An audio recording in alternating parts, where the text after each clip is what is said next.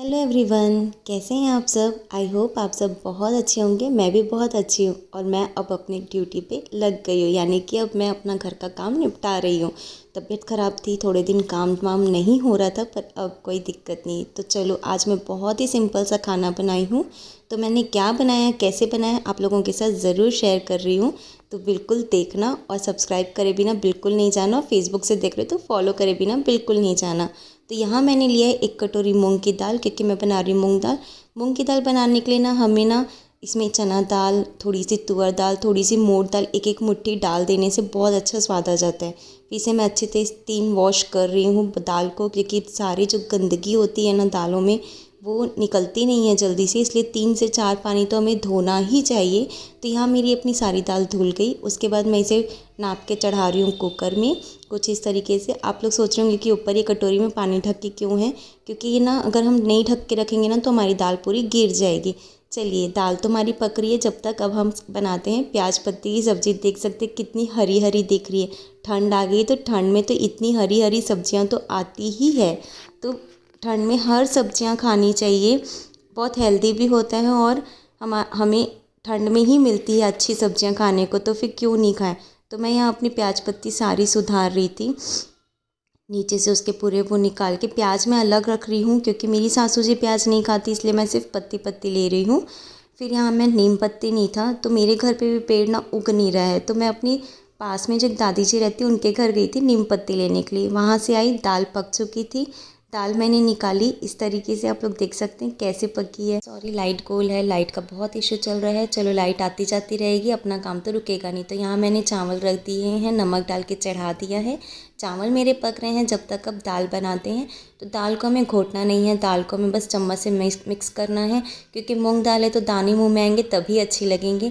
तो उसके लिए मैं ले रही हूँ हरी मिर्च और मीठा नीम पत्ता, इसे अच्छी तरीके से धो रही हूँ। उसके बाद मैं गैस ऑन करके कढ़ाई चढ़ाती हूँ।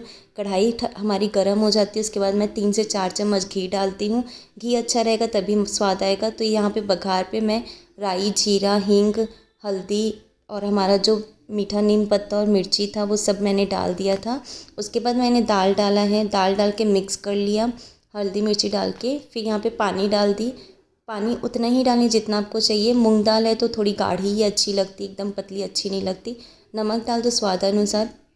गरम मसाला डाल दीजिए और एक बॉईल आने के बाद में हरी हरी धनिया पत्ती डाल के उतार लीजिए। तो ये हमारी मूंग दाल रेडी हो गई। चलिए अब हम बनाते हैं प्याज पत्ती की सब्ज़ी। जब हमारा तेल गरम हो जाए तब इसमें हम जीरा डालेंगे और हरी हरी प्याज पत्ती की सब्ज़ी डाल देंगे। तो ये देख सकते कितनी मस्त लग रही दिखने में ना।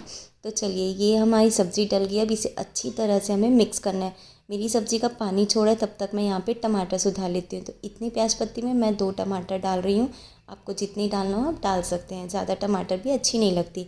देख सकते पानी छोड़ दिया है, मेरी पत्ती थोड़ी सी पक गई है। तो अब मैं यहाँ पे टमाटर डाल के नमक डाल देती हूँ और मिक्स कर लेती हूँ। उसके बाद मैं सारे मसाले डाल देती हूँ, जैसे कि हल्दी, मिर्ची, धनिया पाउडर, और अच्छे से मिक्स करके इसे कम आँच में पकने देती हूँ। सब्ज़ी पक रही है तब तक हम लगा लेते हैं आटा। तो आज जाडी रोटी बनने वाली, तो इसलिए आटा मैं थोड़ा सा ज़्यादा ही लगा रही हूँ। तो आटा हमारा यहाँ पे गूँथ रहा है, बीच बीच में सब्जी को भी हिलाते रहना है, नहीं तो सब्ज़ी नीचे से जल जाएगी। तो यहाँ मेरे आटे भी लग गए और सब्ज़ी भी बन गई है, देख सकते हैं आप लोग। तो ये सब्ज़ी रेडी हो चुकी है।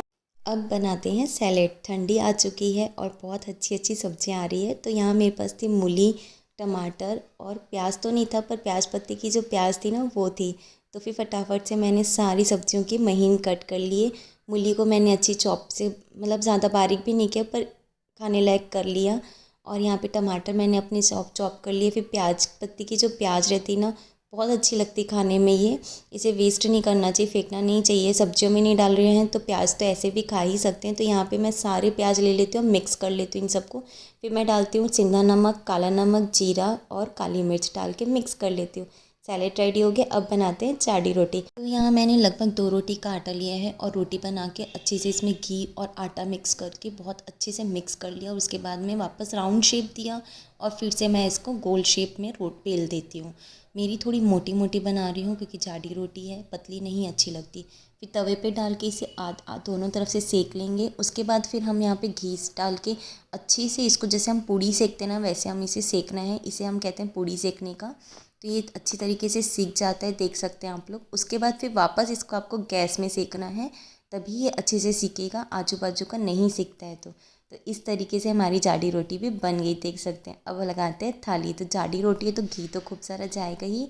चलिए अब हम लगाते हैं अपनी थाली। तो यहाँ मैंने जाडी रोटी लगा दी है और सब्जी मैं लगा रही हूँ। सब्जी मेरी लग चुकी है। अब हम लगाते हैं मूंग की दाल। तो थाली देख के मन कर रहा है ना खाने का, सच सच बताना कमेंट करके मुझे। तो वीडियो पसंद आ रहा है तो प्लीज़ मुझे सब्सक्राइब करें, ताकि मैं ऐसे नए नए रेसिपीज़ और वीडियोस आप लोगों के साथ शेयर करती रहूं। और फेसबुक से देख रहे हो तो फॉलो ज़रूर करना। मूंग की दाल हमारी रेडी हो चुकी है। इसमें हम थोड़ा सा घर का घी डाल देंगे ताकि बहुत अच्छी खुशबू आ जाए। उसके बाद हम लगाएंगे हमारा सैलेड जो हमने रेडी किया था।